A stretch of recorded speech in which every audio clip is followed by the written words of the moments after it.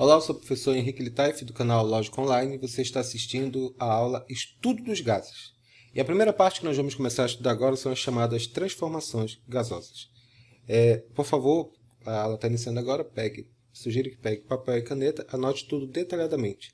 Esse material ele é voltado para os tópicos Enem, principalmente. Então, ele vai seguir a sequência de assuntos voltados para tanto os materiais que vocês estudam na escola, material do ensino médio, quanto o preparatório vestibular, tá bem? Então, vamos começar lá nossa primeira parte da aula. Uma das características mais notáveis dos gases são o que nós chamamos de compressibilidade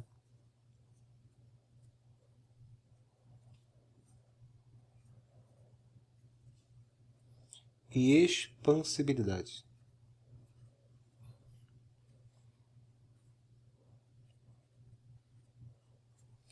Observe esse pequeno vídeo que está aqui embaixo, que os gases, eles são estruturas que nós estudamos lá no primeiro ano, que os três estados das matérias são sólido, líquido e gasoso.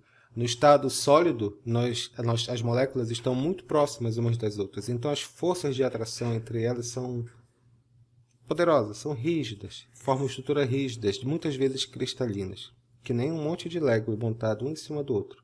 Seja como for, não há muitos espaços vazios entre as moléculas, e principalmente não há liberdade de movimento dessas mesmas moléculas. No estado líquido, você pode pegar, por exemplo, a água, né?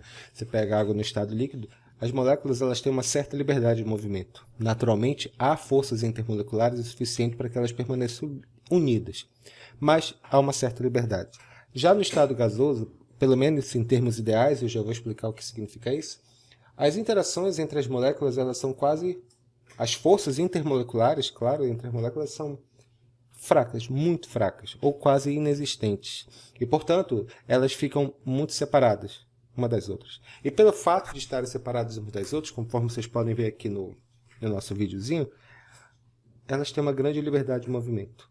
Consequentemente, se você comprimir, colocar uma pressão, uma força de pressão em cima dela, o espaço entre as moléculas diminui, e no momento que você retira, ele volta à situação inicial.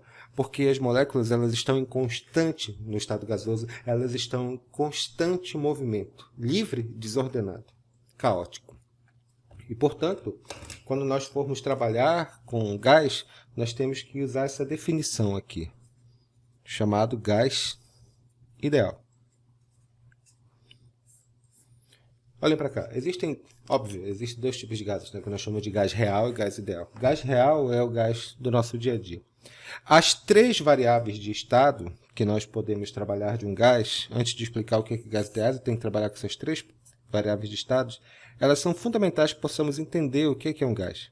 Elas são pressão, que é a força aplicada numa área, o volume, que é a capacidade, que é o volume que um gás tem ao ocupar o recipiente, e, é claro, a temperatura.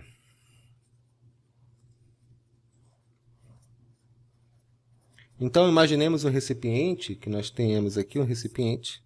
Esse recipiente está completamente fechado e ele tem moléculas de gás dentro dele. Essas moléculas de gás, vamos dizer que é um número de mols de um determinado gás qualquer. A questão fundamental é que os gases que nós vamos estudar nesse capítulo de física que nós estamos estudando no momento, são chamados de gases ideais.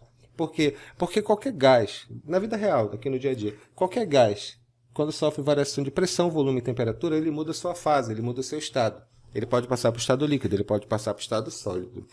Por exemplo, você tem o gás liquefeito de petróleo. O gás liquefeito de petróleo é o gás de cozinha.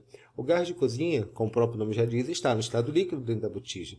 É porque quando você aplica uma pressão muito alta num gás, as moléculas elas ficam forçadas a estarem mais unidas e acabam fazendo pequenas interações moleculares. E, portanto, o gás ele passa da fase gasosa para a fase líquida. Ou seja, dentro do nosso botijão de gás, pelo menos lá dentro, o gás está no estado líquido. A grande pressão, é claro, mas no estado líquido. Então, o que acontece nesse caso específico aqui? A questão é que, na vida real, quando você altera uma dessas três variáveis, pressão, volume ou temperatura, o gás ele pode, sob determinadas condições, deixar de ser gás, passando por outra fase. O gás ideal, que é esse que nós vamos estudar, nós vamos admitir que não importa quais variações de pressão, volume e temperatura ele sofra, ele continua sendo gás. Dito isso, nós vamos relacionar os chamados estados de fase, ou pelo menos transformações gasosas. Vamos verificar agora. Sim, não esqueçam de anotar isso daqui, tá bom?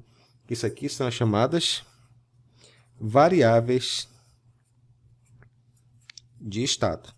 Ficou claro? Ótimo. Vamos dar uma olhada na equação geral dos gases para ver como é que a gente vai poder relacionar isso.